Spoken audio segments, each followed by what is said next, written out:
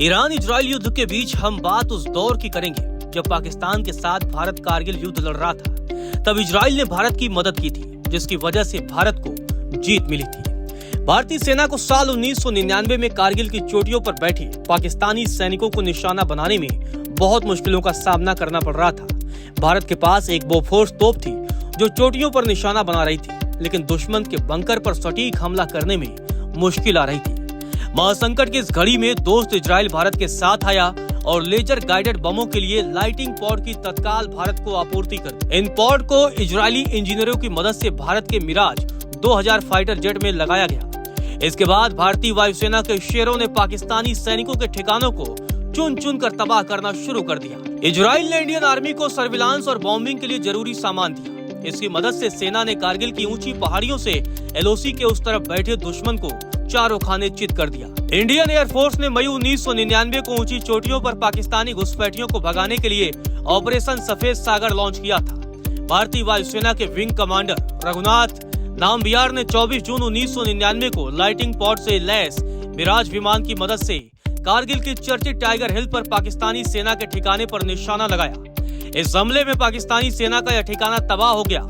यह युद्ध में भारतीय वायुसेना का लेजर गाइडेड बम से पहला सफल हमला था। लाइटनिंग पॉड और 1000 किलो के लेजर गाइडेड बमों को एकीकृत करने में भारतीय इंजीनियरों को उस दिन 12 दिनों का समय लगा था। दरअसल 1997 में कारगिल युद्ध से 2 साल पहले भारत ने इजराइल पॉड के लिए एक समझौता किया था। इसमें से 15 पॉड भारत के जगुआर विमान में लगाए जाने थे और 5 मिराज 2000 फाइटर जेट के लिए लगने वाले थे। इसे अमेरिका के सप्लाई किए गए लेजर गाइडेड बम के साथ इस्तेमाल किया जाना था, लेकिन 1998 में पोखरण विस्फोट की वजह से अमेरिका ने प्रतिबंध लगा दिया। इससे भारत की योजना सफल नहीं हो पाई। यही नहीं, मिराज के सॉफ्टवेयर भी इसके लिए टेस्ट नहीं किए गए थे। इस समस्या को दूर करने में भी इजराइल ने भारत की मदद की। कारगिल लड़ाई के दौरान एक और दिक्कत यह आई कि भारतीय मिग-27 और मिग-21 विमान सटीक तरीके से कारगिल की चोटियों पर हमला नहीं कर पा रहे थे।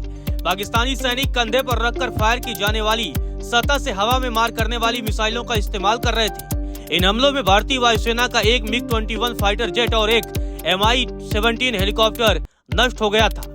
हमले के लिए मिराज विमानों को कम ऊंचाई से उड़ान भरना पड़ा, वह भी तब जब पाकिस्तानी मिसाइल का खतरा था। इसके बाद भी नामबियार की टीम ने जान की परवाह किए बिना टाइगर हिल के पास जाकर पाकिस्तानी सेना के ठिकाने को तबाह कर दिया। इससे कारगिल की जंग में भारत की जीत का रास्ता साफ हो गया। इन हमलों के दौरान नामबियार ने 5 लेजर गाइडेड बम गिराए थे। रक्षा विशेषज्ञ मानते हैं कि अगर उस समय इजराइल की तरफ से लेजर गाइडेड मिसाइलें न दी जाती तो शायद वो ऑपरेशन सफल नहीं हो पाता। एयरफोर्स के फाइटर जेट ने इन्हीं लेजर गाइडेड बमों को पाकिस्तानी आतंकियों पर गिराया था।